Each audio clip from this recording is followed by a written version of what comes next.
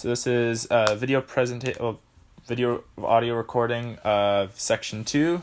I'm Max. I'm Mabel. I'm Connor. I'm Patrick. All right, cool.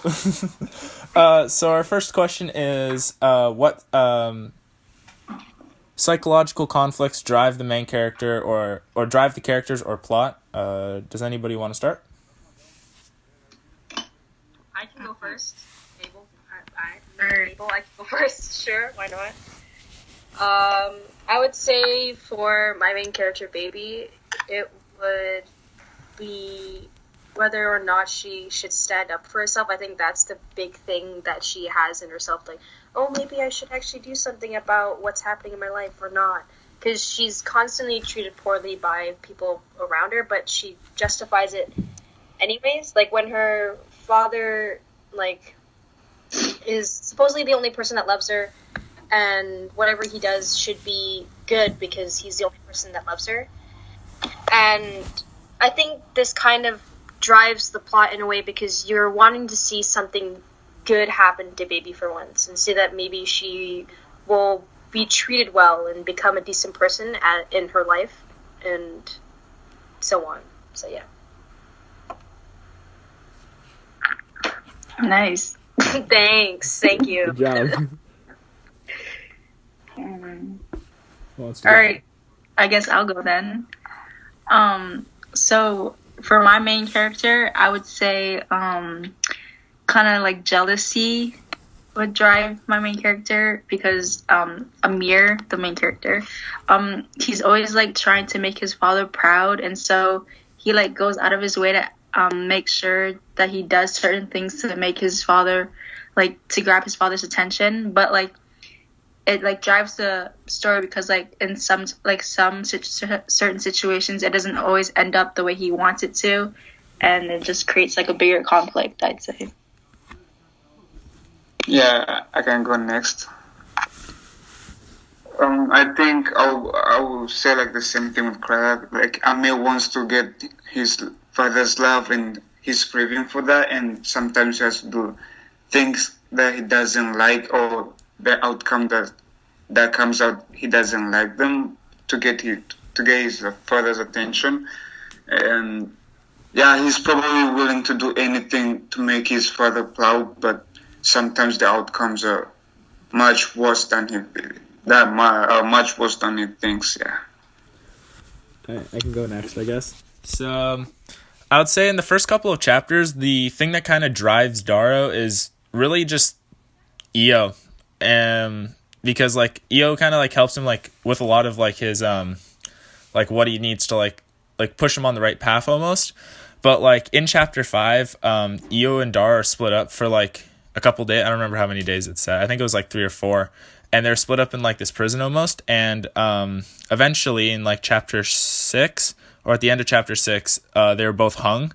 And then after that, when Daro came back to life in the second part of the book, which is called Rebirth, obviously, Daro's like passion for trying to get Io back and realizing that Io will never be back is kind of the thing that kind of pushes him towards like figuring out what he's going to do for helping the group of people, which I'm forgetting the name of. I think, I don't remember what they are, but basically like Io basically drives him to pursue like what they want him to do, basically. I wanted to add that I totally wasn't expecting that to happen when you said like they died. I wasn't expecting them to be like hanged. Sorry, that's like that was like totally like out of the world of what I was thinking. Anyways, Patrick, you can go. Yeah, it's a little weird. It's kind of like abrupt because at the beginning of chapter 5 they get caught from, because I said in the last meeting that like they're at like this garden area, and basically they got caught as they came out of the pipe, or someone ratted them out. I don't remember exactly what it said, but yeah, basically they're ratted out and then they got taken to prison basically. But yeah. Right. So for my book, I think it's that he doesn't really have someone to look up to, and he's trying to figure things out on his own, and he has to provide to help pay rent and stuff. And I think just the fact that he has to like he doesn't have like a figure to look up to, right? Like because his parents are split up, and his life is like a whole mess. So for him, it's just like having to figure out how to get money and how to feed himself, how to take care of himself, and like his family and stuff. So yeah. Cool. All right. So next question is, what significant symbols are going to have a psychological effect on the character in the story? If I didn't read that one already, I did not. Does anybody want to start again? Should I just do it because I started it before? Yeah, let's set a complete order. Sure. Yeah, okay, let's have that as an order. Awesome. Okay. I had to be honest. Like these questions for me were kind of tough to answer because I was like, I find my book doesn't have too many deep symbols because it's kind of just about this girl living on the streets of Montreal and her struggles. Yeah, in hindsight, I probably should have picked different questions, but But it's fine. Don't worry. But I think that the ragdoll that Baby's mother gave her as a child was I guess in a way a big symbol of Baby's childhood. It's the only thing that her father let her keep because they're moving a lot and they're struggling to keep a house. And that could be her childhood in a way because it's an item that Baby deeply cherishes, and she kind of hasn't grown up completely as the book goes on. And again, it's the only thing her mother gave her as well.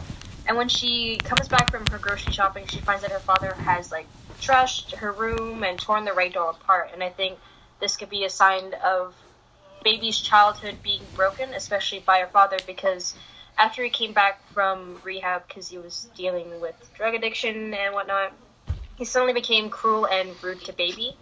And she had always thought that things would go back to the way they were before he went to rehab, and he would treat her as a kid, but he didn't. And I think this action shows that this rag doll, or her childhood, has been completely broken, and she has to grow up and all that stuff. Was it said in the book why he did it, or has it not been touched on yet, or is it just not a thing that they're going to go into? Yeah, I don't think he, there's no touching on it. I think it just shows that he's completely, he's crazy. He's an asshole? He's a dick. So I think that's the... Oh, sorry, Mr. Barrington, my bad. Oh, cursing. Oh, his poor ears. But I don't know. I don't really think there was anything besides that. That's why I was kind of struggling to find symbols. But anyways. All right. Yeah. So in my book, they have in the village or whatever, they have these annual kite races, and so a symbol in my story would be the kite. So Amir, which is the main character, and his best friend Hassan made a kite together, and they entered the competition with the kite that they made, and it resembles his happiness as well as his guilt, because flying kites is what he enjoys most as a child, but it's the only way he's able to connect with his father to make him proud, because he was once a champion kite fighter. But it also reminds him of guilt because they end up winning the race, and so Amir told Hassan to go get the kite for him because he wanted to bring it back to show his father. But when Hassan was getting the kite, he had to run through the streets to go get it back. He ended up getting raped by these older kids, and Amir was wondering where Hassan was because he was taking so long, and so he went to go look for him, and then he found Hassan in the alley with these 3 other kids who were gonna rape him, and Amir didn't know what to do. And so basically he was scared, and so he just kind of stood by and watched, but hid at the same time. And so his memories after that day portray the kite as a sign of his betrayal to Hassan. And so basically that will have a psychological effect on him. That's fucked up. That's just fucked up. Yeah. So yeah. Kevin, would you like to add on to that, or?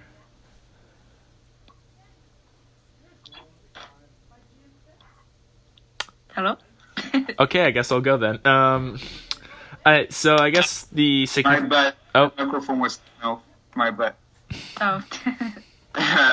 So I will go for the rap too, cause Emil saw the whole thing going down. Like he got there before Hassan got raped, and he was too scared to do anything. And but like Hassan too was broken, like emotionally broken after the rape, but Emil too couldn't forgive himself for letting the thing happen to Hassan. He was his best friend, but he did nothing to save him.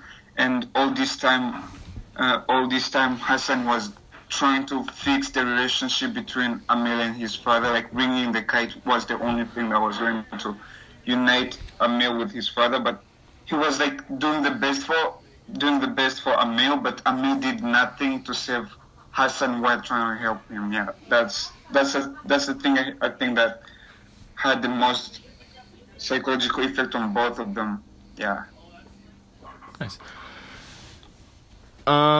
So the significant symbol that was in my book was Eo's hanging and like their death, basically, because it almost like jump started like him basically figuring out that he can actually do something, because after in the first couple like pages of the rebirth, Darrow's very like bitter, basically, because the group that brought him back to life for a mission, they haven't described fully what the mission is yet, but basically Darrow was just super bitter because like they didn't save Eo's life, and he was basically yelling at them saying that like, you saved my life, why couldn't you save like Eo's life? And like the whole hanging like thing basically gave him like the I wouldn't say like the fire of it, but yeah, kind of like the fire to actually like pursues, like I wouldn't say pursue, but like push him to do like the job that like he needed to do, basically. It's a very bad answer, but you know. It's whatever. Yeah, It's exactly. good. It works. Like I can understand what you're saying. All right. So for mine, to be honest, it was really difficult to find like an actual like symbol, but for me, I went with like the edibles that he makes, because that's kind of linked to like his bad experiences as a child, because like that's kind of his coping like mechanism that he uses. It's the edibles, and then also that connects with like a lot of conflict in the story, with this guy named David, who like pretty much like harassing and like almost assaulting him, basically, for these edibles and like because of them. And then it also links with like there's an instance where he's trying to make them at this place called, I think, Steam House or Cook House or whatever, and